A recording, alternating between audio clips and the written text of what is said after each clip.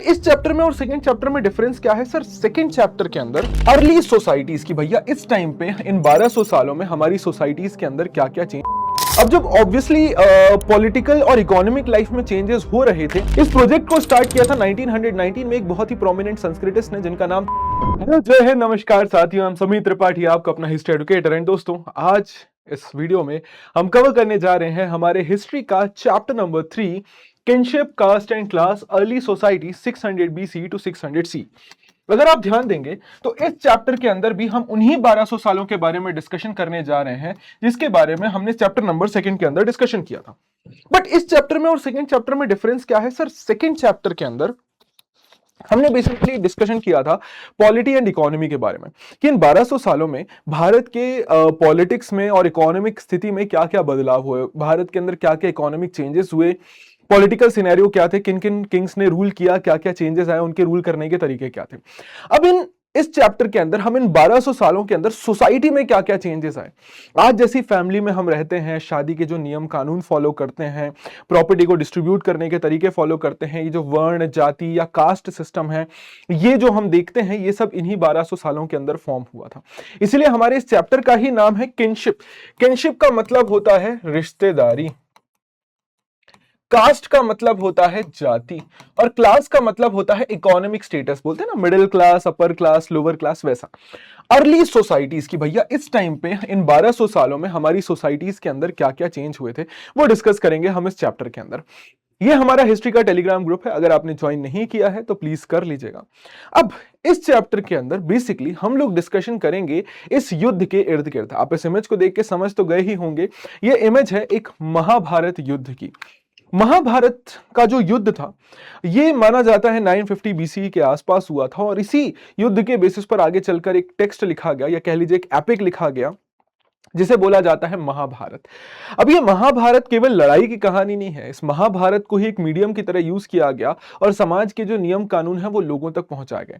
तो जिन 1200 सालों की हम बात कर रहे हैं 600 BC से 600 CE के बीच की, उन्हीं 1200 सालों के बीच में कॉम्पोजिशन हुआ था महाभारत टेक्स्ट का, और इस चैप्टर में हम महाभारत को ही अपना सोर्स बनाकर सोसाइटी को समझने की कोशिश करेंगे। अब आपने जैसे ऑलरेडी देखा ही हुआ है पिछले चैप्टर के अंदर कि 6th सेंचुरी BC के बाद से भारत के अंदर कई सारे महाजनपदास का राइज होना शुरू हुआ था, ट्रेड की शुरुआत हुई थी। ट्रेड के साथ साथ कई सारे नए नए रूलिंग लीनिजेस आने शुरू हो गए थे जिन्होंने इंडिया के अलग अलग हिस्सों में रूल करना शुरू किया। अब जब ऑब्वियसली पॉलिटिकल और इकोनॉमिक लाइफ में चेंजेस हो रहे थे तो ये चेंजेस कहीं ना कहीं हमारी सोशल लाइफ को भी अफेक्ट कर रहे थे। मतलब जब भी किसी समाज में राजनीतिक या आर्थिक बदलाव होते हैं तो उससे सामाजिक बदलाव भी आते ही आते हैं। अब ये सोशल चेंजेस क्यों हो रहे थे? जैसे नए नए एरियाज में एग्रीकल्चर का एक्सपांशन हो रहा था, मतलब पहले जो लोग खेती नहीं कर रहे थे वो खेती करना शुरू कर दिए, उनके जीवन में बदलाव आए। आप देखेंगे कि अब कई सारे नए नए शहरों का राइज हुआ, कई सारे नए नए सिटीज का डेवलपमेंट हुआ, तो वहां पर बहुत ज्यादा क्राफ्ट प्रोडक्शन होना शुरू हो गया था। हमने ऑलरेडी देखा कि महाजनपदों के अंदर बहुत ही अलग अलग प्रकार की वस्तुओं का इस्तेमाल होता था और बहुत अलग अलग प्रकार के क्राफ्ट्स प्रोड्यूस किए जाते थे। तो अब सोसाइटी के अंदर एक नई क्लास आ गई, हुआ क्राफ्ट प्रोड्यूसर्स।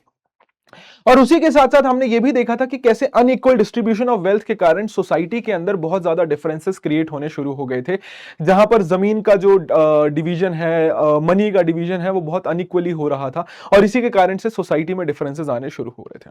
तो ऑब्वियसली बात है कि सर 6th सेंचुरी BC एक मेजर टर्निंग पॉइंट था ही, जहां पे महाजनपदास का राइज तो हुआ ही, उसी के साथ साथ कई सारी नई फिलोसफीज या आप कह लीजिए नई नई सोशल आइडियोलॉजीज का भी डेवलपमेंट होना शुरू हो रहा था, जैसे बुद्धिज्म और जैनिज्म, जिन्होंने ब्राह्मणों के नियम कानूनों के ऊपर सवाल उठाना शुरू किया था। अब इन 1200 सालों के अंदर होने वाले बदलावों को समझने के लिए इस चैप्टर के अंदर मेनली हम लोग अपना सोर्स लेकर चलेंगे महाभारत। अब कहने के लिए तो महाभारत एक एपिक या कह लीजिए महाकाव्य है, बट कई बार महाभारत को इतिहास भी बोला जाता है, जिसका मतलब होता है कि वह जो हुआ होगा, मतलब ये एक हिस्टोरिकल घटना भी है, उसी के साथ साथ ये एक महाकाव्य भी है जिसे पोइट्री के फॉर्म में प्रेजेंट किया गया है। माना जाता है इसे 1000 सालों तक कंपोज किया गया था, 500 BC से 500 CE के बीच में। तो डेफिनेटली ये हमारे जो टाइम पीरियड है चैप्टर का उसमें बहुत ही इजीली फिट होता है और इसीलिए एक बहुत इंपॉर्टेंट सोर्स बन जाता है। आज महाभारत में 1 लाख से ज्यादा श्लोक हैं, और ये श्लोक केवल और केवल कहानी नहीं सुनाते हैं। महाभारत ओरिजिनली कहानी थी किसकी? सर 2 कजन्स के बीच की लड़ाई की, जो थे कौरव और पांडव, जो कि एक रूलिंग लीनिएज कुरु से बिलोंग करते थे, जो कि महाजनपद था लेटर पीरियड के अंदर 600 सी के आसपास, बीसी के आसपास।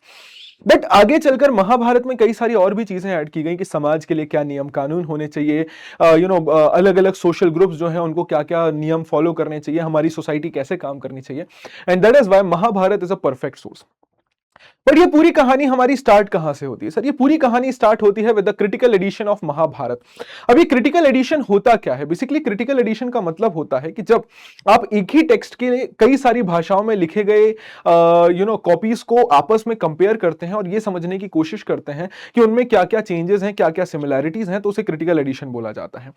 क्रिटिकल एडिशन में किया क्या गया कि महाभारत का आगे चलकर संस्कृत भाषा के बाद बहुत सारी लैंग्वेजेस में ट्रांसलेशन हुआ, तो उन सभी टेक्स्ट को इकट्ठा किया गया जो इंडिया के अंदर महाभारत के ट्रांसलेशंस थे और उनमें सारे श्लोकों को कंपेयर किया गया और यह समझने की कोशिश की गई कि उनके बीच में क्या क्या सिमिलैरिटीज हैं, क्या क्या डिफरेंसेस हैं।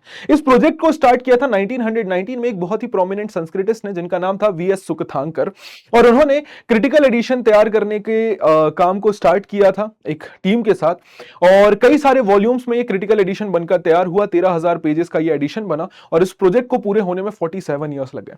लेकिन इस प्रोजेक्ट के कंप्लीट होने के बाद दो चीजें बहुत क्लियर हो गई। पहली चीज कि महाभारत का जब ट्रांसलेशन हुआ तो कई सारी जगहों पे जो मेन स्टोरीज थी वो तो एक जैसी ही थी, मतलब उनमें बहुत ज्यादा चेंजेस नहीं किए गए, but at the same time हमें देखने को मिलता है कि महाभारत का जब ट्रांसलेशन दूसरी लैंग्वेजेस में किया गया तो कई सारे चेंजेस भी आ गए।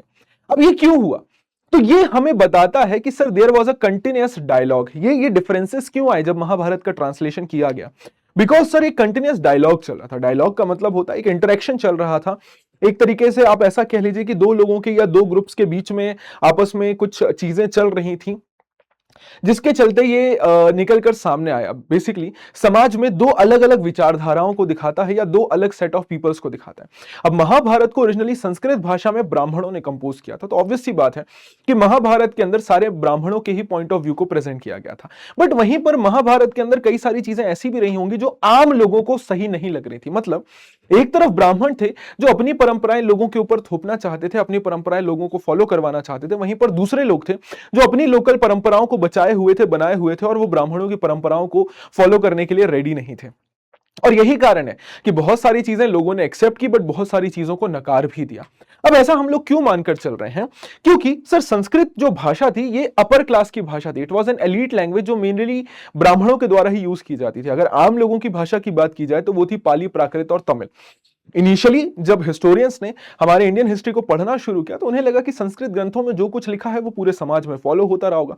बट बाद में जब उन्होंने पाली, प्राकृत और तमिल भाषाओं के टेक्स्ट को पढ़ना शुरू किया तो उन्हें समझ आया कि ब्राह्मणों का पॉइंट ऑफ व्यू और कॉमन लोगों का पॉइंट ऑफ व्यू कई बार बहुत ज्यादा अलग होता था। कुछ चीजों में वो उनका अग्रीमेंट भी होता था बट कुछ चीजों में उनका कॉन्फ्लिक्ट भी होता था कि ब्राह्मण में भी कोई एक नियम कानून समाज में स्थापित करना चाहते हैं बट जरूरी नहीं कि लोग उसको फॉलो करें बिकॉज वो ब्राह्मणों का पॉइंट ऑफ व्यू था। और इस पूरे चैप्टर में हम यही सारी चीजें देखते हुए चलेंगे कि कहां पर एक तरफ ब्राह्मण अपने कुछ नियम कानून बना रहे हैं समाज के लिए और वहीं पर लोग उसका अपोजिशन भी कर रहे हैं और कई बार उससे अलग ट्रेडिशंस और परंपराओं को फॉलो भी कर रहे हैं। अब सबसे पहले बात करते हैं किनशिप एंड मैरिजेस के, रिश्तेदार और शादियां। अब जब रिश्तेदारों की बात करते हैं तो एक कॉन्सेप्ट निकल कर आता है विच इज फैमिली, और ये फैमिली का कॉन्सेप्ट अपने आप में बहुत ज्यादा वास्ट कॉन्सेप्ट है। इसे समझ पाना या समझा पाना बहुत मुश्किल है क्योंकि फैमिली मतलब मैं, मेरे मम्मी डैडी, मेरा भाई, ये भी मेरी फैमिली है। मेरे दादा दादी जी, मेरे चाचा जी, मेरे ताऊ जी, वो भी मेरी फैमिली है। मेरे दादाजी के दादाजी, उनके दादाजी, ये जो पूरा हमारा वंश चला आ रहा है वो भी हमारी फैमिली है। तो आखिर फैमिली हम बोलेंगे किसको? तो फैमिली को एक्सप्लेन करने के लिए संस्कृत टेक्स्ट के अंदर तीन अलग अलग टर्म्स का यूज किया गया है। सबसे पहला है कुल, दैट इज फैमिली। फैमिली या परिवार का मतलब होता है मेरी नियर बाय फैमिली की मैं, मेरे मम्मी डैडी, मेरा भाई। फिर आती है जाति। इट्स नॉट जाति, इट्स जाति। जाति का मतलब होता है किनफोक या रिश्तेदार की। अब वो सारे लोग जो मेरे रिश्तेदार हैं वो भी मेरी फैमिली है तो उनके लिए शब्द यूज किया गया है जाति। और तीसरा आता है वंश या लीनिएज कि भैया मेरा जो वंश चला आ रहा है कि मेरे दादाजी, उनके दादाजी, उनके दादाजी, उन सबकी फैमिली, वो सब मेरा वंश है, तो ये कहलाता है वंश। तो फैमिली को एक्सप्लेन करने के लिए ये तीन अलग अलग टर्म्स का इस्तेमाल किया गया। अब ये फैमिली आगे कैसे बढ़ती है? तो फैमिली को आगे बढ़ाने के लिए फॉलो होती है आइडिया ऑफ पैटर्लिनी। पैटर्लिनी का मतलब होता है पितृवंश। जैसे हम लोग सब लोगों ने अपने पिताजी का सरनेम फॉलो किया, हम सब अपने पिताजी की फैमिली की तरफ से आगे बढ़ रहे हैं, हमने अपने पिताजी की फैमिली को एक्सेप्ट किया।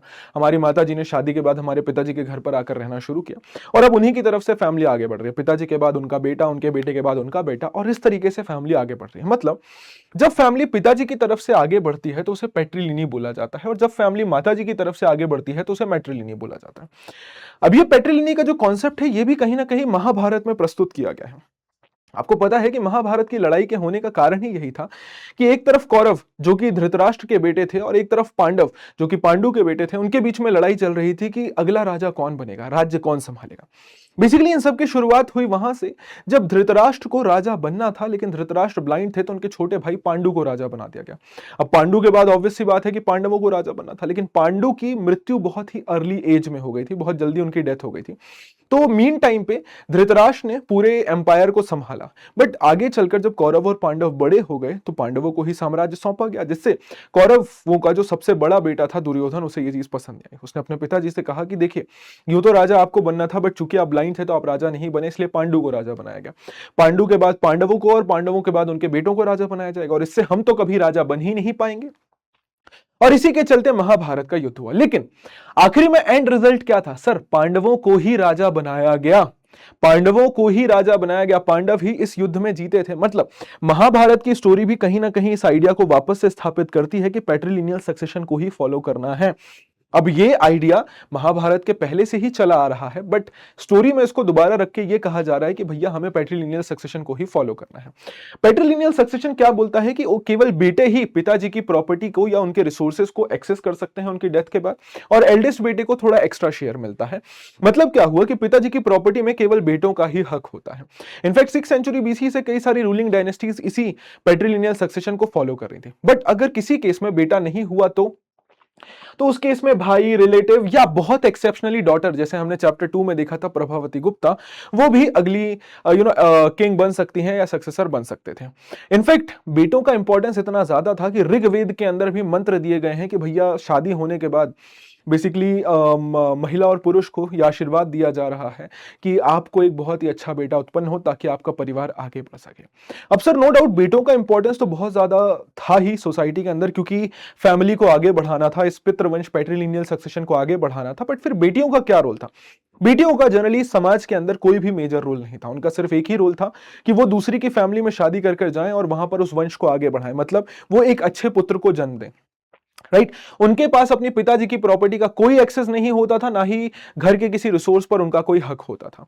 इनफैक्ट बेटी को लेकर एक नियम बना दिया गया था कि भैया बेटी की शादी, मतलब पिताजी की सबसे बड़ी जिम्मेदारी होती है कि बेटी की शादी सही टाइम पर सही व्यक्ति के साथ कर दी जाए, बिकॉज पिताजी के घर पे बेटी का कोई रोल नहीं है, और जिस घर में उनको शादी होकर जा रही है वहां पे भी उनको प्रॉपर्टी का कोई हक नहीं है। बस उन्हें वहां पर जाकर अपनी रिस्पॉन्सिबिलिटीज पूरी करनी है, एक पुत्र को जन्म देना है, जिससे कि पैट्रिलिनियल सक्सेशन आगे बढ़ सके।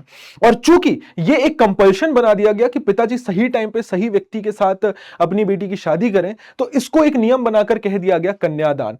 मतलब it was an important ritual for the father, जहां पर वो अपनी बेटी का गिफ्ट कर रहे हैं, gift of daughter into marriage, और सही व्यक्ति के साथ सही समय में फैमिली के बाहर शादी की जाए।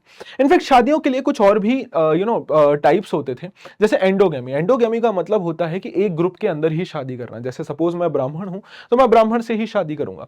एक्सोगेमी का मतलब होता है कि मैं ब्राह्मण हूं लेकिन क्षत्रिय से शादी कर लूं, तो आउटसाइड द ग्रुप, या फिर मैं अपनी फैमिली के अलावा दूसरी फैमिली में शादी कर लूं। पॉलीगाइनी का मतलब होता है जहां पर एक हस्बैंड के मल्टीपल वाइफ्स होती हैं, और पॉलीएंडरी का मतलब होता है जहां पर एक वाइफ के मल्टीपल हस्बैंड्स होते हैं। अब इनमें से कुछ प्रैक्टिस अलाउड नहीं थी, जैसे पॉलीगाइनी अलाउड नहीं थी, सेम फैमिली के अंदर शादी करना अलाउड नहीं था, ठीक है, एंडोगेमी अलाउड नहीं थी, इनफैक्ट पॉलीएंडरी भी अलाउड नहीं थी। लेकिन आप देखेंगे कि ये सब कुछ समाज में फॉलो हो रहा है। ब्राह्मण मना कर रहे हैं कि ये नहीं करना है, but still it is being followed in the society. अब ये सारे नियम कानून जहां एक तरफ ब्राह्मण समाज में बनाए जा रहे हैं, वहीं पर जब 6th सेंचुरी बीसी में नई नई सिटीज का राइज होना शुरू हुआ, लोग एक जगह से दूसरी जगह ट्रेवल करना शुरू किए, ट्रेड के लिए, है ना, एक दूसरे से मिलना शुरू किए, तो आपस में उन्होंने डिस्कशन करना शुरू किया। एंड आपको पता है कि ये जो भी पुरानी विचारधाराएं हैं, ग्रामीण क्षेत्रों में, रूरल एरियाज में डेफिनेटली ये ज्यादा फॉलो होते हैं, बट शहरों के अंदर कंपैरेटिवली लोग लिबरल थॉट्स के होते हैं, ओपन माइंडेड होते हैं, वो इन पुरानी नियम कानूनों विचारधाराओं पर ज्यादा भरोसा नहीं करते। तो 6th सेंचुरी बीसी से जब महाजनपदास का राइज होना शुरू हुआ, तो लोगों ने ब्राह्मणों के नियम कानूनों के ऊपर सवाल उठाना शुरू किया, ब्राह्मणों के इन रूल्स के ऊपर चैलेंज उठना शुरू हुआ कि भैया हम आपकी बात क्यों माने। तो जब ब्राह्मणों ने देखा कि हमारी व्यवस्थाओं के ऊपर सवाल उठ रहे हैं, चैलेंज हो रहा है, तो उन्होंने संस्कृत भाषा में कुछ ग्रंथ लिखने शुरू किए। और ब्राह्मणों ने हमेशा से लोगों को यही बताया था कि संस्कृत देवताओं की भाषा है और इन ग्रंथों में जो कुछ लिखा है ये देवताओं ने ही हमें बताया है। तो उन्होंने संस्कृत भाषा में कुछ ग्रंथ लिखने शुरू किए, जिनमें उन्होंने समाज के लिए नियम कानून बनाने शुरू किए, और ऐसे ग्रंथों को बोला गया धर्मशास्त्र। धर्मशास्त्रों के अंदर कुछ श्लोक लिखे गए जिन्हें धर्मसूत्र बोला जाता है। धर्मसूत्र मतलब ऐसी बातें जो धर्म यानी ड्यूटी के बारे में बताएं। धर्मशास्त्र मतलब ऐसी पुस्तकें जिनमें समाज के अंदर लोगों की ड्यूटी के बारे में जानकारी दी जा रही हो। और इन्हीं में से एक इंपॉर्टेंट धर्मशास्त्र था मनुस्मृति, जो माना जाता है कि हमारी सोसाइटी का एक बहुत ही इंपॉर्टेंट टेक्स्ट है, जिसके बेसिस पर हमारी सोसाइटी चल रही है। ये संस्कृत भाषा में लिखा गया था 200 बीसी से 200 सी के बीच में, बट स्टिल संस्कृत भाषा या संस्कृत ग्रंथों में ब्राह्मण जो भी बात लिख रहे थे, अभी भी जरूरी नहीं कि लोग सभी बातों को फॉलो करें। जैसे धर्मसूत्र और धर्मशास्त्रों के अंदर 8 प्रकार की मैरिज का वर्णन किया गया है, जिनमें से पहली 4 को अच्छा बताया गया है: ब्रह्म विवाह, दैव विवाह, अर्श विवाह, प्रजापत्य विवाह। प्रजापत्य विवाह इज बेसिकली अरेंज मैरिज, और बाकी की 4 आसुरा विवाह, गंधर्व विवाह, राक्षस और पैशाच विवाह। गंधर्व विवाह is basically love marriage. Asura विवाह जहां पे जो दूल्हा है वो दुल्हन की फैमिली को पैसे देकर शादी कर रहा है। तो ये 4 मना की गई। अब ऑब्वियसली मना की गई है, इसका मतलब ये समाज में हो रही थी और लोग अभी भी ब्राह्मणों की इन बातों को फॉलो नहीं कर रहे थे। नाउ अब यहां पर ब्राह्मणों ने ये नियम तो बना दिया कि देखो, लड़की की शादी हमेशा अपनी फैमिली से बाहर करनी है, आपको कभी भी फैमिली के अंदर शादी आप नहीं कर सकते, अपने रिलेटिव्स के बीच में शादी नहीं कर सकते। बट सर, रिलेटिव्स के बारे में जानना ही अपने आप में एक बहुत बड़ा चैलेंज है, क्योंकि मेरे दादाजी के दादाजी की दादाजी की फैमिली कहाँ रह रही है मुझे नहीं पता है, I don't know about them. तो ऐसे में हो सकता है कि आउट ऑफ मिस्टेक मैं उनसे शादी कर लूं या रिलेशन स्टैब्लिश कर लूं। तो उस प्रॉब्लम को सॉल्व करने के लिए 1000 बीसी के आसपास से ब्राह्मणों ने निकाला एक कॉन्सेप्ट विच वाज गोत्र। गोत्र का लिटरल शब्द का मतलब होता है कैटल पेन, मतलब जहां पे पशुओं को बांधा जाता है। अब ये गोत्र क्या था? बेसिकली गोत्र एक सिस्टम था जिसके थ्रू ब्राह्मण अपने आप को अलग अलग ग्रुप्स में क्लासिफाई करते थे, अलग अलग ग्रुप्स में डिवाइड करते थे। बेसिकली गोत्र कई सारे वैदिक ऋषियों के नाम पर रखे गए, जैसे वशिष्ठ, विश्वामित्र, ऐत्रेय, भरद्वाज, शांडिल्य, गौतम।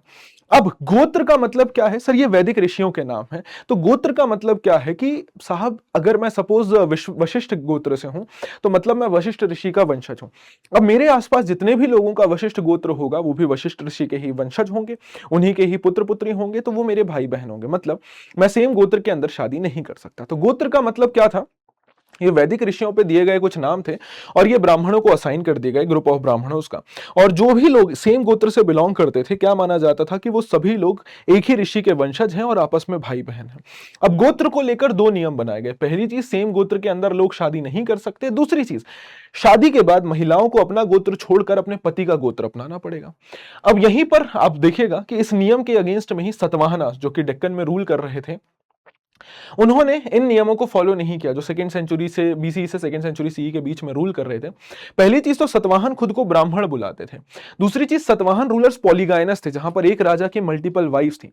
उसी के साथ साथ कई सारे सतवाहन राजाओं की जो रानियां हैं, जब हमें उनका नाम देखने को मिलता है, तो उन रानियों ने अपने पिताजी के गोत्र को ही कंटिन्यू रखा। जैसे उन रानियों के पिताजी का गोत्र था गौतम और वशिष्ठ, और उन रानियों ने शादी के बाद उसको चेंज नहीं किया, उन्होंने अपने नाम के आगे गौतमी और वशिष्ठी ही लगाया रखा, विच सजेस्ट कि इन्होंने ब्राह्मणिकल नियमों को फॉलो नहीं किया।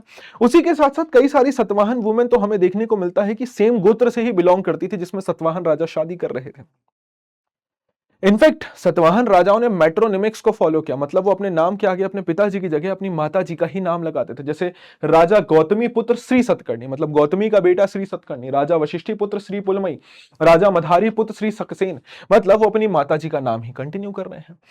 इनफैक्ट आप देखेंगे कि ये जो सेम फैमिली के अंदर शादी है, वो साउथ इंडिया में फॉलो होते हैं, और इवन आज भी कई जगहों पे इसको फॉलो किया जाता है, क्योंकि लोग ऐसा मानते हैं कि सेम फैमिली के अंदर शादी करने से फैमिली रिलेशन स्ट्रांग होते हैं और एक क्लोज ग्रुप बना रहता है। Right sir. अब नेक्स्ट आता है सोशल डिफरेंसेस। अब ब्राह्मणों ने समाज के अंदर भी कुछ नियम कानून बनाने शुरू किए, जिसके चलते समाज के अंदर लोगों को रैंक किया जाने लगा, समाज के अंदर विभिन्नताएं आने लगी, डिफरेंसेस आने लगे, जहां पे लोगों की पोजीशन डिफाइन कर दी गई उनके काम के हिसाब से, और इस सिस्टम को बोला गया वर्ण सिस्टम। अब वर्ण शब्द का ओरिजिनल मतलब था कलर, मतलब रंग। ये एक संस्कृत शब्द है जिसका मतलब होता है कलर। अब माना जाता है कि अर्ली वैदिक पीरियड में वर्ण शब्द का इस्तेमाल किया जाता था लोगों को डिफरेंशिएट करने के लिए on the basis of colour, कि आर्य वर्ण मतलब गोरे लोग और दास वर्ण मतलब या दस्यु वर्ण मतलब ब्लैक पीपल। बट लेटर वैदिक पीरियड तक आते आते वर्ण सिस्टम एक सिस्टम बन गया जहां पर लोगों की रैंकिंग कर दी गई सोसाइटी में, कि आप ये काम करते हैं तो आपका समाज में ये पोजीशन होगा। मतलब अब आपकी पोजीशन समाज में ऑटोमेटिकली डिसाइड कर दी जाएगी ऑन द बेसिस ऑफ वर्ण। लेटर वैदिक पीरियड के अंदर हमें 10th मंडल में, ऋग्वेद के 10th मंडल यानी 10th बुक में एक सूक्त, एक श्लोक मिलता है जिसको पुरुष सूक्त बोला गया है, और यहां पर बताया गया है कि वर्ण का ओरिजिन कैसे हुआ। बेसिकली क्या बोला गया कि समाज में 4 प्रकार के लोग हैं, 4 ग्रुप्स हैं जो अलग अलग प्रकार के काम करते हैं, ब्राह्मण, क्षत्रिय, वैश्य और शूद्र। और पुरुष सूक्त बोलता है कि बेसिकली जो सुप्रीम बीइंग है जिनसे ये धरती बनी है, उन्हीं के शरीर से ये 4 वर्ण निकले हैं, उनके हेड से ब्राह्मण, उनके शोल्डर से क्षत्रिय, उनके थाई और टमी से वैश्य और उनके पैरों से शूद्र। और चूंकि ये इस हायरार्की में निकल कर आए हैं तो समाज में भी उनकी पोजीशन इसी प्रकार की होगी। प्लस ये बोला गया कि वर्ण अब डिसाइड होगा लोगों के बर्थ के बेसिस करके, आपका जिस वर्ण में जन्म हुआ है आपको वही काम करना पड़ेगा। वर्ण देवताओं ने बनाया है तो उसको बदला नहीं जा सकता है, और वर्ण आदमी की पोजीशन बताता है समाज के अंदर कि वो किस पोजीशन पर आएगा और उसको कितनी रिस्पेक्ट मिलेगी। ठीक है सर, तो मतलब यहां पर 4 वर्ण यानी 4 ऑक्यूपेशन बता दिए गए, या कह लीजिए हर एक वर्ण को 6-6 ऑक्यूपेशन बताए गए। बट आगे चलकर ब्राह्मण जब नए ग्रुप से मिलना शुरू हुए जो इन 4 वर्णों के अंदर नहीं आते थे, तो ब्राह्मणों ने एक नया टर्म निकाला विच वॉज कास्ट। इस पर आएंगे वापस, पहले वर्ण को ही समझ लेते हैं। अब इस वर्ण के अंदर क्या बोला गया कि हर एक वर्ण के काम भी डिफाइन कर दिए गए। धर्मसूत्र और धर्मशास्त्रों के अंदर क्या बोला गया कि अपर 3 वर्णों के टोटल 6 काम होंगे। ब्राह्मणों के होंगे वेद पढ़ना, वेद पढ़ाना, यज्ञ करना, यज्ञ करवाना, दान देना, दान लेना। इनमें से जो 3 काम है, वेद पढ़ना, यज्ञ करना, दान, यज्ञ करवाना, दान देना, ये क्षत्रिय और वैश्यों को भी फॉलो करना है। उसी के साथ साथ इनके 3 और काम क्या होंगे सर? क्षत्रिय के होंगे लॉ एंड ऑर्डर मेंटेन करना, युद्ध लड़ना, लोगों की सुरक्षा करना, उनको न्याय देना। वैश्य के क्या काम होंगे सर? व्यापार करना, पास्टोरलिज्म करना, खेती करना। और यही लोग हैं जो प्रोडक्शन कर रहे हैं समाज में और टैक्स पे कर रहे हैं। इनफैक्ट इन तीनों को द्विज बोला जाता था, यानी ट्वाइस बॉर्न। इनका जन्म 2 बार होता है। कैसे? बेसिकली इनका एक संस्कार होता था जिसे उपनयन संस्कार या सेक्रेड थ्रेड सेरेमनी या जनेऊ संस्कार बोला जाता था, जिसके बाद ये वेद पढ़ सकते थे। मतलब इन अपर 3 वर्णों को ही वेद पढ़ने का हक था। That's it. और द्विज बोलने का रीजन ये है कि एक बार इंसान का बायोलॉजिकल जन्म होता है और दूसरी बार जब वो स्टडी शुरुआत करता है तो माना जाता है कि नॉलेज मिलने से उसका एक नया बर्थ होता है। वहीं पे शूद्र को सबसे नीचे रखा गया और शूद्र के साथ महिलाओं को भी नीचे रखा गया। शूद्र को एक ही काम दिया गया, ऊपर के 3 वर्णों की सेवा करना, और महिलाओं और शूद्रों को दोनों को ही वेद पढ़ने का हक नहीं था।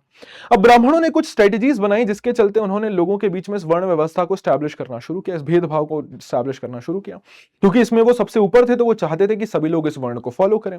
पहली चीज उन्होंने लोगों को बताना शुरू किया कि ये वर्ण व्यवस्था देवताओं ने बनाया है, हमने नहीं बनाया। दूसरा, उन्होंने राजाओं को फोर्स करना शुरू किया कि आप अपने राज्य के अंदर वर्ण व्यवस्था को स्थापित कीजिए। और तीसरा कि भैया लोगों को यह बताना शुरू किया कि अब जिस वर्ण में आपका जन्म हो गया है आपका स्टेटस उसी से डिफाइन होगा, आप उसको चेंज नहीं कर सकते।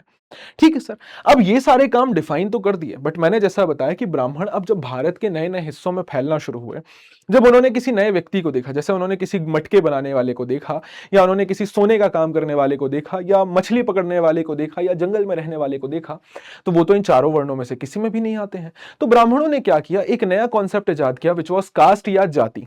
जाति का मतलब होता है ऑक्यूपेशनल ग्रुप, यानी एक जैसा काम करने वाले लोगों का एक ग्रुप। अब ब्राह्मण जब भी किसी एक नए ग्रुप को देखते, नए काम करने वाले ग्रुप को देखते, उनको भी एक जाति असाइन कर देते। बट वो वर्ण सिस्टम जैसा ही था कि उसमें भी रैंकिंग हो जाती कि भैया आपकी कास्ट ऊपर, आपकी कास्ट नीचे, ये अपर कास्ट, ये लोअर कास्ट। ठीक है, बाकी वर्ण और जाति सेम थे। डिफरेंस क्या था कि वर्ण केवल 4 थे, जाति कितनी भी हो सकती है। बाकी जाति भी बर्थ के बेसिस पर डिसाइडेड थी। आप अपनी जाति के हिसाब से ही काम करेंगे और आपका स्टेटस डिसाइड हो जाता है आपकी जाति से।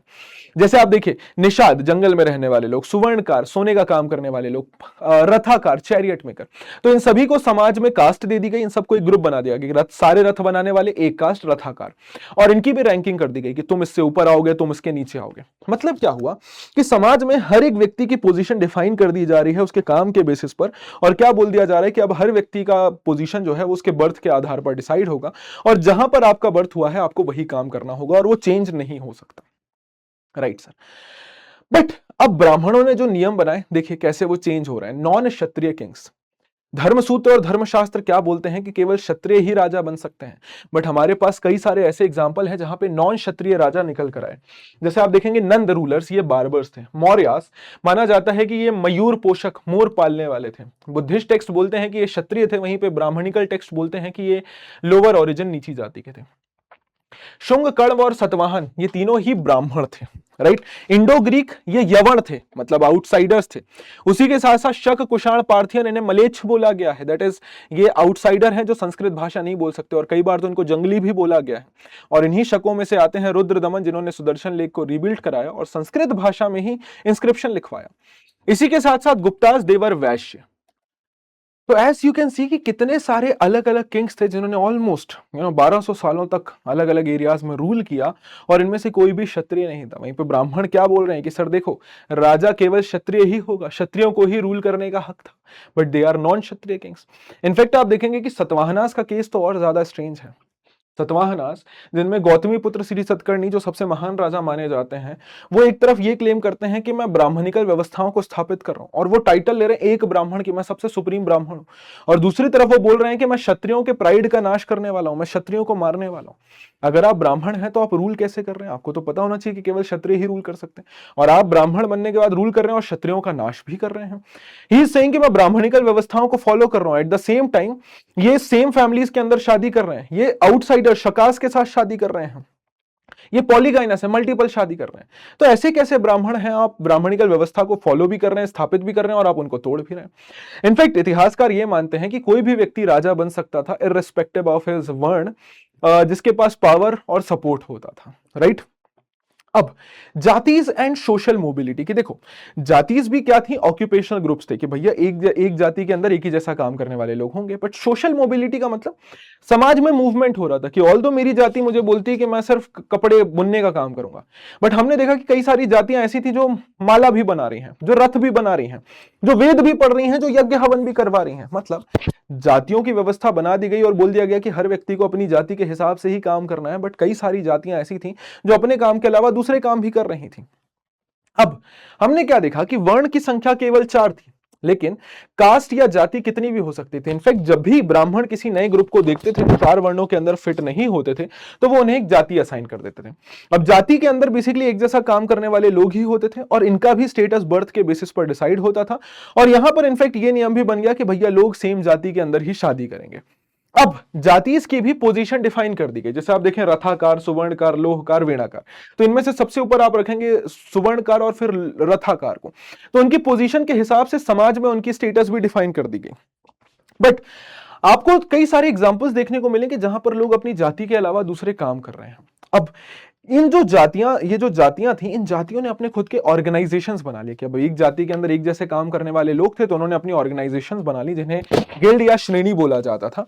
और ये बेसिकली क्या होती थी कि एक गिल्ड के अंदर एक जैसा ही काम करने वाले लोग होंगे, मिलजुल कर काम करेंगे, इन्वेस्टमेंट करेंगे, रॉ मटेरियल लेकर आएंगे, सामान को बेचेंगे। बट हमें एक सिल्क वीवर के गिल्ड का एग्जांपल मिलता है जो ओरिजिनली लता गुजरात में रहता था, और वो सिल्क के कपड़े बनाता था। बट चूंकि फिर ट्रेड बंद हो गया तो वो दशपुर यानी मंदसौर मध्य प्रदेश आ गए और वहां आकर खेती करने लग गए। और उस गिल्ड के अंदर ही कई सारे लोग थे जो कहानियां सुनाते थे, यज्ञ करते थे, युद्ध लड़ते थे, खगोल शास्त्र करते थे, वेद पढ़ते थे। तो फिर तो ये जाति का सिस्टम तो फॉलो नहीं हो रहा है। उसी के साथ साथ हमें एक कहानी मिलती है जिसका नाम है मृच्छकटिका, जिसे शूद्रक ने लिखी है, और उसमें हमें देखने को मिलता है सातवाहन ब्राह्मण, सातवाह ब्राह्मण यानी कि व्यापारी ब्राह्मण, ठीक है, या आप कह लीजिए वाणिज्य या ट्रेड जो होता था, तो आप कह सकते हैं कि वणिक क्षत्रिय। वणिक क्षत्रिय मतलब ऐसा क्षत्रिय जो व्यापार भी कर रहा है। तो ये तो सर फिर तो जातीज में इंटरमिक्सिंग हो रही है। इनफैक्ट आप देखेंगे कि बियॉन्ड फोर वर्णास इंटीग्रेशन की कई सारे वर्ण के अलावा अब जो ये नए नए लोग समाज में मिलना शुरू हो रहे थे, उन्हें जातियों के नाम पर ही समाज में इंक्लूड किया जा रहा था, ब्राह्मण इंक्लूड करना शुरू कर रहे थे। अब इनमें से कई सारे ऐसे ग्रुप्स भी थे जो ब्राह्मणिकल नियम कानूनों को फॉलो करने के लिए रेडी नहीं थे, जिन्हें संस्कृत भाषा नहीं आती थी और जो ब्राह्मणिकल तौर तरीकों से जीना नहीं चाहते थे। तो ब्राह्मणों ने क्या किया, ऐसे लोगों को एकदम निचले पोजीशन पर रख दिया। मतलब ब्राह्मणों को क्या सिस्टम था कि अगर कोई हमारे नियम कानूनों को फॉलो कर रहा है तो ठीक है, बट कोई नहीं कर रहा है तो उसको एकदम निचले पोजीशन पर रख दो, ठीक है, उसे समाज में एकदम निचले स्तर पर रख दो, क्योंकि वो हमारे तौर तरीकों को फॉलो नहीं कर रहा है। तो हमें देखने को मिलता है कि कई सारी ऐसी पॉपुलेशंस भी थी इंडिया के अंदर जो ब्राह्मणिकल ट्रेडिशंस को फॉलो नहीं करती थी, और ब्राह्मणों ने उन्हें अपने ग्रंथों के अंदर असभ्य, जंगली या जानवरों समान भी दिखाया है। जैसे निषाद, जंगलों में रहने वाले लोग, पास्टोरलिस्ट, चरवाहे, या इनफैक्ट राक्षस शब्द का भी इस्तेमाल किया है। राक्षस शब्द यहां पर कोई डीमन या राक्षस नहीं है, इतिहासकार मानते हैं कि ये ऐसे लोगों के लिए यूज होता था जो ब्राह्मणिकल परंपराओं को फॉलो नहीं करते थे। इसी के साथ साथ कई सारे आउटसाइडर्स भी इंडिया में आए जो नॉन सांस्कृतिक भाषा बोलते थे, उन्हें मलेच्छ का स्टेटस दिया गया, जैसे शक, Kushan, Indo Greeks. But sir अब इन्होंने तो रूल किया इंडिया के अंदर, और ब्राह्मण तो बोलते थे केवल क्षत्रिय रूल कर सकते हैं। तो ब्राह्मणों ने इन्हें एक नई पोजीशन असाइन की विच वाज कॉल्ड पतित क्षत्रिय, कि भैया ये हैं क्षत्रिय ही, लेकिन दीज आर फॉलन क्षत्रियास, मतलब ये पतित क्षत्रिय हैं। इन्होंने ये क्षत्रिय ही थे ओरिजिनली, बट ये बाहर चले गए तो इन्होंने निचले स्तर के क्षत्रिय ये बन गए, बट हैं ये क्षत्रिय। तो this is how they were integrating different kinds of people.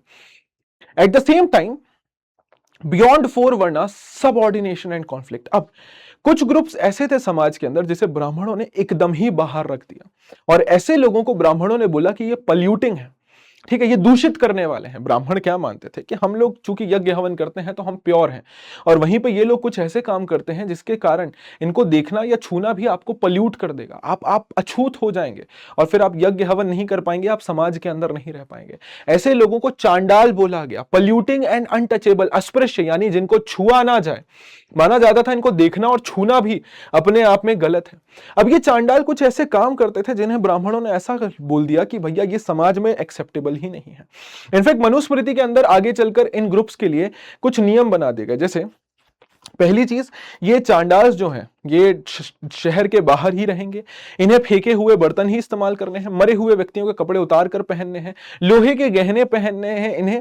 इसी के साथ साथ ये रात को गांव और शहरों के अंदर नहीं आ सकते हैं, इन्हें डेड व्यक्तियों को दफनाना है, डेड एनिमल्स को ठिकाने लगाना है, और उसी के साथ साथ कसाई का काम भी करना है। इनफैक्ट इन चांडाल्स की हालत इतनी खराब थी कि इवन बाहर से आए हुए कुछ तीर्थयात्रियों ने इनके बारे में लिखा है। फाहियान, जो कि एक चाइनीज बुद्धिस्ट मॉन्क थे, वो लिखते हैं कि अनटचेबल्स जब भी शहर के अंदर आते थे तो उन्हें कुछ ताली बजाते हुए या कुछ साउंड करते हुए आना होता था, ताकि लोगों को पता चल जाए कि वो आ रहे हैं और लोग अपने घरों के अंदर चले जाएं। ह्यून सांग बताते हैं, जो कि अगेन एक चाइनीज पिलग्रिम थे, कि इन एग्जीक्यूशनर्स को शहर के बाहर रखा जाता था और इन्हें अनटचेबल की तरह ट्रीट किया जाता था। नेवरदिलेस, अब आते हैं gendered access to property beyond birth and resources, कि भैया अब समाज में आपकी पोजीशन बर्थ के बेसिस पर डिसाइड तो हो रही है, बट साथ ही साथ रिसोर्सेज का डिस्ट्रीब्यूशन भी उसी बेसिस पर हो रहा है, कि प्रॉपर्टी का डिस्ट्रीब्यूशन भी उसी बेसिस पे हो रहा है। जैसे आप देखिए, सबसे पहले जेंडर के बेसिस पर, कि भैया मेल फीमेल के बीच में प्रॉपर्टी का डिवीजन। मनुस्मृति के अंदर नियम बना दिया गया था कि पिताजी की जो प्रॉपर्टी है, पैटर्नल स्टेट, वो बेटों के बीच में इक्वली डिवाइड की जाएगी और सबसे बड़े बेटे को एक एक्स्ट्रा शेयर दिया जाएगा। वहीं पे महिलाओं को प्रॉपर्टी का कोई भी एक्सेस नहीं दिया गया था।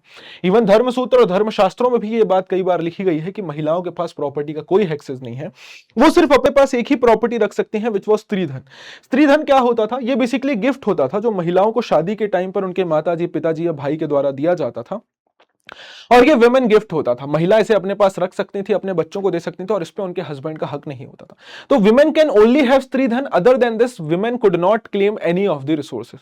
But at the same time हमने देखा कि सर चंद्रगुप्त सेकंड की बेटी प्रभावती गुप्ता, जो वाकाटका डायनेस्टी की क्वीन थी, उन्होंने प्रॉपर्टी का एक्सेस भी था और उन्होंने लैंड ग्रांट भी किया। तो ऑब्वियस सी बात है कि बड़े लोगों के ऊपर, समाज के जो बड़े तबके के लोग थे, उनके ऊपर ब्राह्मणिकल नियम कानून फॉलो नहीं होते थे या लागू नहीं होते थे, और वो उसको फॉलो भी नहीं करते थे। सेम वे में प्रॉपर्टी को डिस्ट्रीब्यूट करने का दूसरा बेसिस था वर्ण।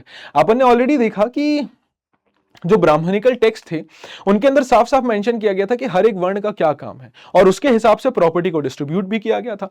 अपर 3 वर्णों के पास तो प्रॉपर्टी का पूरा एक्सेस था, क्योंकि आपने कभी भी कोई गरीब राजा या कभी कभी कोई गरीब ब्राह्मण नहीं देखा होगा। बट शूद्रों को क्या काम दिया गया था? सिर्फ सेवा करना ऊपर के 3 वर्णों के। तो क्या उनके पास प्रॉपर्टी हो सकती थी? सर इम्पॉसिबल था। अब जहां पर ब्राह्मण एक तरफ इन सभी व्यवस्थाओं को बोल रहे हैं कि ये देवताओं ने बनाया है, ये बर्थ के बेसिस पर डिसाइडेड, ऐसे चेंज नहीं किया जा सकता, वहीं पे 6th सेंचुरी बीसी में जब बुद्धिज्म का राइज हुआ, भगवान बुद्ध आए, तो उन्होंने इन बातों को नकार दिया। उन्होंने कहा कि समाज के अंदर ये जो डिफरेंसेस हैं, ठीक है, वी अग्री कि ये होते हैं, बट ये जन्म के बेसिस पर डिसाइड नहीं होंगे, और ना ही ये नेचुरल है, या ना ही इनको चेंज, ऐसा नहीं है कि इनको चेंज नहीं किया जा सकता है, दीज कैन बी चेंज। और किसी भी व्यक्ति की पोजीशन उसके बर्थ के बेसिस पर नहीं, बल्कि उसके कर्मों के आधार पर, उसके एक्शंस के बेसिस पर डिफाइन होती है। अब जहां पर नॉर्थ इंडिया में ब्राह्मण लगातार ये कोशिश कर रहे हैं कि सारा पैसा उन्हीं को मिले, ऊपर के 3 वर्णों के पास ही पैसा रहे, ब्राह्मण अपनी पोजीशन बनाकर रखें, वहीं पे साउथ इंडिया या तमिलकम का जो एरिया है, वहां पर एक अलग वैल्यू को ही चेरिश किया जाता है। वहां पर अगर कोई सरदार धन को इकट्ठा करने की कोशिश करता है तो उससे नफरत की जाती है, उसे बुरी नजरों से देखा जाता है, ही इज डिस्पाइज्ड, ठीक है, वहां पे उन्हें डिस्पाइज किया जाता है। माना जाता है कि साउथ इंडिया की सोसाइटी और इगैलिटेरियन थी, सबके पास प्रॉपर्टी का एक्सेस था, और जिनके पास प्रॉपर्टी होती थी, यानी सरदारों के पास, उनसे उम्मीद की जाती थी कि वो प्रॉपर्टी बाकी लोगों के साथ शेयर करेंगे, और अगर कोई धन को इकट्ठा करने की कोशिश करता था तो उसे बुरे तरीके से ट्रीट किया जाता था, ये गलत वैल्यू मानी जाती थी। अब आप देखेंगे कि समाज के अंदर ये जो डिफरेंसेस हैं, जिन्हें ब्राह्मणों ने बता दिया कि देवताओं ने बनाया है, ये बर्थ के बेसिस पर है, इसे चेंज नहीं किया जा सकता, बुद्धिज्म इसे एक अलग तरीके से समझाने की कोशिश कर रहा है। वो बताते हैं कि समाज के अंदर ये जो व्यवस्थाएं हैं, ये जो नियम कानून है, ये हम इंसानों ने ही बनाए हैं, ये हमारी जरूरतों से ही निकल कर आए हैं। एक किताब है जिसका नाम है सुत्त पिटक। सुत्त पिटक के अंदर बताया गया है कि देखो भाई, पहले क्या होता था कि इंसान, सभी लोग जब विकसित नहीं हुए थे पूरी तरीके से, तो वो शांतिपूर्वक इस धरती पर रहते थे, और जो कुछ उन्हें नेचर से मिलता था वो कुछ प्राप्त करते थे, खाते थे और जीवन जीते थे। कोई लड़ाई झगड़ा नहीं, कोई लालच नहीं। बट जैसे जैसे इंसानों का विकास हुआ, इंसान लालची हो गए, है ना, डिसीटफुल, धोखा देने वाले हो गए, विंडिक्टिव, है ना, धोखाधड़ी करने वाले, जालसाजी करने वाले, एक दूसरे को लूटने वाले हो गए, और लोगों के बीच में लड़ाई शुरू हो गई। तो इस बीच में समाज के लोगों ने डिसाइड किया कि हम इलेक्ट करेंगे महासामंत, यानी ग्रेट इलेक्ट को, कि एक बंदे को हम इलेक्ट करते हैं जिसका काम होगा कि बुरे लोगों को सजा देना और अच्छे लोगों की वाहवाही या उनको प्रमोट करना, और समाज में नियम कानून व्यवस्थित करना, और बदले में हम उस महासामंत को दूध और चावल देते रहेंगे। माना जाता है कि ये जो किंगशिप है, इसकी शुरुआत यहीं से हुई थी। राजा किसी भी जन्म से नहीं बनता है, राजा को लोगों ने ही बनाया है। राजा का काम है लोगों को नियम कानून व्यवस्था के हिसाब से रूल करना, लोगों के बीच में शांति स्थापित करना, उन्हें सुरक्षा देना, और बदले में लोग इसीलिए उसको टैक्स देते हैं। This is known as remuneration of sovereignty, कि हमारी फ्रीडम को इंश्योर करने के लिए हम किसी को पैसे दे रहे हैं कि हम फ्रीली रह पाए, इसलिए हम उनको टैक्स दे रहे हैं। तो राजा को टैक्स दिया जा रहा है, क्यों? ताकि वो लॉ एंड ऑर्डर मेंटेन करे। तो यहां पर तो राजा का ऐसा कुछ वो नहीं है ना कि उसका बर्थ के आधार पर ये हक है कि वो टैक्स कलेक्ट कर सकता है। लोग उसको टैक्स दे रहे हैं क्योंकि उनकी भी कुछ जिम्मेदारी है। This is kind of a social contract. तो बुद्धिस्ट टेक्स्ट बताते हैं कि समाज में हर एक व्यवस्था, चाहे वो वर्ण हो, जाति हो, वो इंसानों ने अपने जरूरतों के हिसाब से ही बनाया है, और चूंकि इसे इंसानों ने बनाया है तो इसे बदला भी जा सकता है। अब elements of the text, handling the text. अब देखिए, किसी भी टेक्स्ट को पढ़ते समय हिस्टोरियंस बेसिकली उनकी 4 या 5 चीजों के ऊपर डिस्कशन करते हैं। सबसे पहला लैंग्वेज, कि वो टेक्स्ट किस भाषा में लिखा गया है, पाली, प्राकृत, तमिल जो आम लोगों की भाषा है, या फिर संस्कृत भाषा जो एलीट लैंग्वेज है। दूसरा, काइंड ऑफ टेक्स्ट, क्या वो कहानी है जो आम लोग सुन सकते हैं, या फिर मंत्रों की किताबें हैं जिसे ब्राह्मण केवल यज्ञ हवन के टाइम पर ही गाएंगे। उसको लिखा किसने है, किसके पॉइंट ऑफ व्यू से लिखा गया है, किस ऑडियंस के लिए लिखा गया है, और उसको लिखने की डेट और प्लेस क्या है, किस जगह पे और किस समय पे लिखा गया है। अब महाभारत को भी इन्हीं एलिमेंट्स पर हम समझने की कोशिश करते हैं। सबसे पहले लैंग्वेज, महाभारत को लिखा गया है सिंपल संस्कृत लैंग्वेज में, जो कि वेदों की संस्कृत से काफी ज्यादा ईजी है, और बहुत सिंपल संस्कृत का इस्तेमाल किया गया। दूसरा, काइंड ऑफ टेक्स्ट, तो महाभारत को इतिहासकारों ने 2 पार्ट्स में डिवाइड किया है, नैरेटिव एंड डायडेक्टिव।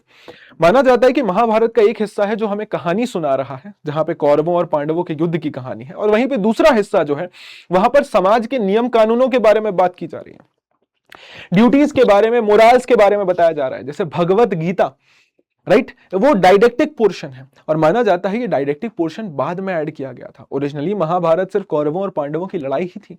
बाद में ब्राह्मणों ने इसे एक तरीका बनाया जहां पर वो महाभारत के थ्रू अपने नियम कानून लोगों तक पहुंचा सके, और इसीलिए ये डायडेक्टिक पार्ट बाद में ऐड किया गया।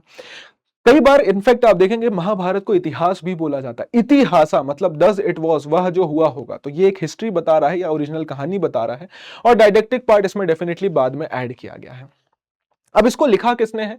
तो परंपरा तो ये कहती है कि भैया महाभारत को लिखने का काम किया था वेद व्यास जी ने, मतलब वेद व्यास जी ने उसको मौखिक रूप से गणेश जी को बताया था और गणेश जी ने उसे लिखा था।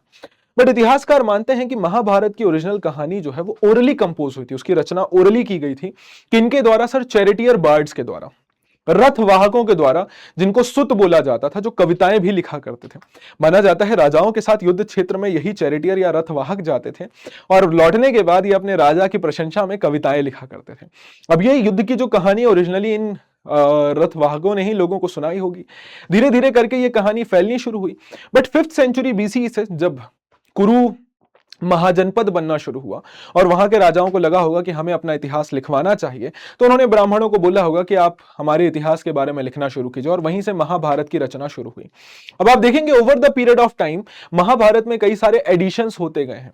आप देखेंगे कि पहला फेज वो है जहां पे महाभारत की नॉर्मल कहानी लिखी गई, बाद में महाभारत में ही भगवान श्री कृष्ण एक इंपॉर्टेंट फेज की तरह आते हैं। ये वही टाइम था जब वसुदेव कृष्ण पूरे इंडिया में इंपॉर्टेंट होना शुरू हो गए थे।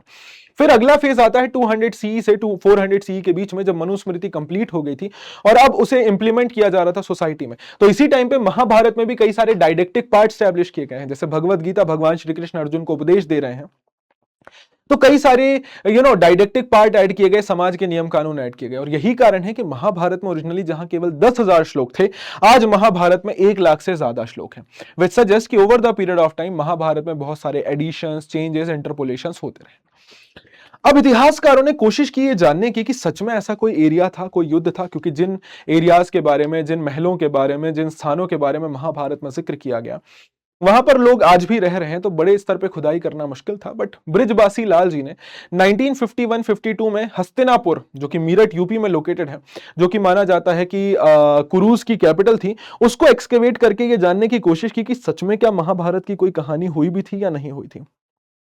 तो उन्हें कुरु शहर के, ये हस्तिनापुर शहर के अंदर 5 लेवल्स मिले, मतलब शहर 5 लेवल्स में बसा था, जिनमें से सेकंड और थर्ड लेवल सबसे इंटरेस्टिंग था। सेकंड लेवल का टाइम पीरियड था 12 से 6 सेंचुरी बीसी और थर्ड लेवल का टाइम पीरियड था 6 से 3rd सेंचुरी बीसी। अब सेकेंड लेयर में ऑब्वियसली ये वो टाइम पीरियड है जब ग्रामीण परिवेश था, तो वही एविडेंस मिले, कच्चे घर, कच्ची दीवारें, मिट्टी से प्लास्टर की हुई दीवारें जिन पे सरकंडे या बूसा भरा हुआ है। बट सेकेंड लेयर में 6 सेंचुरी बीसी जब महाजनपदास का राइज हुआ, तो यहां पर हमें देखने को मिलता है कि पक्की दीवारें, पक्की ईंटों की बनी हुई दीवारें, प्रॉपर प्लास्टर किया जा रहा है, रिंग के बने हुए वेल, नालियों की व्यवस्था, ड्रेनेज सिस्टम देखने को हमें मिल रहा है, विच सजेस्ट कि 6 सेंचुरी बीसी से यहां शहरों का डेवलपमेंट हो गया। बट महाभारत के अंदर मेंशन किया गया है कि भैया हस्तिनापुर अपने आप में एक बहुत विशाल शहर था, जो बादलों से ऊपर जाता था, इंद्र के शहर को वो टक्कर देता था। तो ऐसा तो कोई भी एविडेंस हमें यहां पर देखने को नहीं मिलता है। तो मे बी ये सिर्फ लोगों का अटेंशन गेन करने के लिए या स्टोरी को इंटरेस्टिंग बनाने के लिए ऑथर ने लिखा होगा। नेक्स्ट, दूसरा चैलेंजिंग एपिसोड है द्रौपदी की शादी का। एक तरफ ब्राह्मण बोल रहे हैं कि भैया पॉलीएंड्री इज नॉट गुड, एक महिला के मल्टीपल हस्बैंड नहीं होने चाहिए, बट वहीं पर द्रौपदी के 5 पति थे, जो कि एक सेंट्रल स्टोरी का हिस्सा है। तो क्या पॉलीएंड्री सच में फॉलो होती थी? अब माना जाता है कि इनिशियली पॉलीएंड्री फॉलो होती रही होगी, लेकिन बाद में ब्राह्मणों को लगा कि ये सही नहीं है, तो उन्होंने उसको जस्टिफाई करने के अलग अलग कारण भी दिए, जहां पर वो कभी बोलते हैं कि भगवान शिव से शादी करने के लिए एक कन्या ने वरदान मांगा था, तो उन्होंने ये वरदान 5 बार मांगा था, इसलिए 5 पति हुए उनके। या फिर एक कहानी ये सुनाई जाती है कि बेसिकली जो पांडव हैं वो भगवान विष्णु का स्वरूप हैं और माता लक्ष्मी जो हैं वो द्रौपदी हैं, और इसी कारण से 5 रूपों में उनके पति उनके साथ आए हैं। बट इतिहासकार मानते हैं कि पॉलीएंड्री जो है वो मे भी बहुत प्रिविलेंट रही होगी और उसको फॉलो किया जाता रहा होगा, बट बाद में चूंकि ब्राह्मणों को ये सही नहीं लगे, तो उन्होंने अलग अलग तरीकों से एक्सप्लेनेशन देने की कोशिश की होगी। कई बार यह भी माना जाता है कि महिलाओं की कमी के कारण, युद्ध के कारण महिलाओं की कमी होती थी, तो फिर उसके कारण मल्टीपल हस्बैंड्स का नियम था। इनफैक्ट कुछ जगहों पे जैसे हिमालय रीजन्स में तो आज भी पॉलीएंड्री का कॉन्सेप्ट फॉलो किया जाता है और आज भी वहां पॉलीएंड्री चलती है, तो डेफिनेटली इसमें कुछ भी गलत नहीं था। नाउ डायनामिक टेक्स्ट, डायनामिक का मतलब होता है एवर चेंजिंग। हमने ऑलरेडी देखा कि महाभारत में ओरिजिनली 10,000 श्लोक थे, बट आगे उसमें एडिशंस करके 1 लाख से ज्यादा श्लोक हैं आज के टाइम पर। तो Mahabharata over the period of time change होता रहा है, और महाभारत से हमें बहुत कुछ पता चलता है। हम ऑलरेडी देख के आए कि महाभारत हमें फैमिली के बारे में बताता है, मैरिज के रूल्स के बारे में बताता है, सोशल सिस्टम, वर्ण के बारे में, जाति के बारे में, एक्सेस टू प्रॉपर्टी के बारे में बताता है। एट द सेम टाइम आप देखेंगे कि Mahabharata over the period of time grow होता रहा है। 1000 ईयर्स के अंदर बहुत सारे इसमें चेंजेस हुए हैं, कई सारे एडिशंस किए गए हैं महाभारत की ओरिजिनली कहानी के अंदर। इनफैक्ट महाभारत को कई सारी लोकल भाषाओं में लिखा गया है, और जब महाभारत का ट्रांसलेशन लोकल भाषा में हुआ है तो उसमें कई सारे चेंजेस किए गए हैं स्टोरी में। उन स्टोरीज को लोकल व्यवस्थाओं के हिसाब से चेंज करके दोबारा से सुनाया गया है। कई सारी लोकल परंपराएं हमें महाभारत की उन लोकल स्टोरीज में देखने को मिलती हैं। इसी के साथ साथ महाभारत ने अलग अलग प्रकार के आर्ट फॉर्म जैसे डांस, ड्रामा, पेंटिंग, स्कल्पचर, मूर्तिकला, प्रिंट को भी इन्फ्लुएंस किया है। अब जैसे मैं आपको बताऊं, कुंती और निषादी महाश्वेता देवी जी ने लिखी है बंगाली भाषा में, तो यहां पर उन्होंने महाभारत को इस्तेमाल करके कहानी को कुछ इस तरीके से एंड किया है जहां पर वो दिखाती हैं कि निषाद जो जंगलों में रहने वाले लोग हैं उनकी लाइफ पर बिल्कुल भी फोकस नहीं किया गया है महाभारत में। जब पांडव जंगल में रह रहे थे अज्ञातवास में, तो कैसे उन्होंने 5 निषाद बेटों और एक महिला को जला दिया था, मतलब उनके कारण वो जल गए थे, उनकी मृत्यु हो गई थी। बट महाभारत में कहीं पर भी उसका जिक्र नहीं किया गया, उसका दुख व्यक्त नहीं किया गया। तो महाश्वेता देवी कहानी को कुछ इस तरीके से एंड करती हैं जहां पर वो ये दिखाते हैं कि निषादों की लाइफ पर कभी भी फोकस किया ही नहीं गया या उनको इंपॉर्टेंस दी ही नहीं गई। तो दिस शोज कि Mahabharata is an ever growing text, वो ग्रो होता रहा है over the period of time, और सोसाइटी के चेंजेस को बहुत खूबसूरती से वो हमें दिखाता है। अब ये कुछ और भी संस्कृत टेक्स्ट हैं जो इस पूरे टाइम पीरियड पर लिखे गए हैं। ये टाइमलाइन बहुत इंपॉर्टेंट है, प्लीज इसको देख लीजिएगा एक बार, है ना। और plus preparation and publication of critical edition of Mahabharata 1990 से 1966, और 1973 में जे बी वैन ब्यूटेनन ने इंग्लिश ट्रांसलेशन शुरू किया था क्रिटिकल एडिशन का, और 1978 के उनके डेथ के बाद वो अभी भी कंप्लीट नहीं हो पाया। तो आई होप कि एक शॉर्ट और क्रिस्प तरीके से मैं आपको इस पूरे चैप्टर का एक अच्छा एक्सप्लेनेशन दे पाया हूं, प्लस आपको समझ आया होगा कि इस चैप्टर में क्या क्या इंपॉर्टेंट है। मिलता हूं मैं अब आपसे अगले वीडियो के अंदर। Till then take care, bye bye, Jai Hind, जय भारत, मुस्कुराते रहिए और याद रखिएगा हमारा मोटो, जब तक तोड़ेंगे नहीं तब तक छोड़ेंगे नहीं। Thank you very much people, take care, bye bye.